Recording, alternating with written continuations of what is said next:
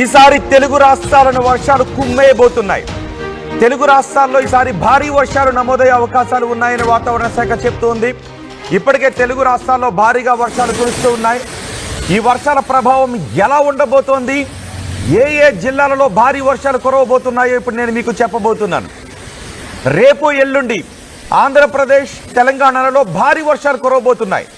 దీనికి కారణం నైరుతి ఋతుపవనాలతో పాటు బంగాళాఖాతంలో ఏర్పడిన అల్పపీడన ప్రభావం.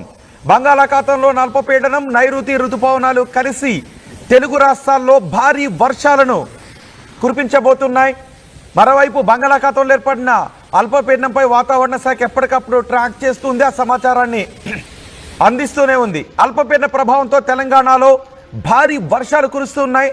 తెలంగాణలో ఎక్కడెక్కడ ఏ ఏ జిల్లాలలో వర్షాలు కురుస్తున్నాయో, ఏ ఏ జిల్లాలలో ఆరెంజ్ అలర్ట్ ఉందో, ఏ ఏ జిల్లాల్లో ఎల్లో అలర్ట్ ఉందో ఇప్పుడు నేను మీకు చెప్పబోతున్నాను.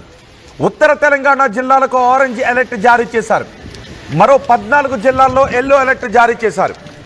జగిత్యాల, రాజన్న సిరిసిల్ల జిల్లా, సిద్దిపేట, జనగాం జిల్లాలలో అతి భారీ వర్షాలు కురిసే అవకాశం ఉందని వాతావరణ శాఖ అధికారులు చెప్తున్నారు. ఇక ఖమ్మం, భద్రాద్రి కొత్తగూడెం, ములుగు, భూపాలపల్లి జిల్లాలలో భారీ వర్షాలు కురిసే అవకాశం ఉంటుందని వాతావరణ శాఖ అధికారులు చెప్తున్నారు. ఇక ఆంధ్రప్రదేశ్లో చూస్తే ఆంధ్రప్రదేశ్లో కూడా పలు జిల్లాల్లో మోస్తరు నుంచి భారీ వర్షాలు కురిసే అవకాశం ఉంది. ఏ ఏ జిల్లాల్లో ఈ వర్షాల ప్రభావం ఉంటుందో ఆంధ్రప్రదేశ్లో చెప్తున్నాను.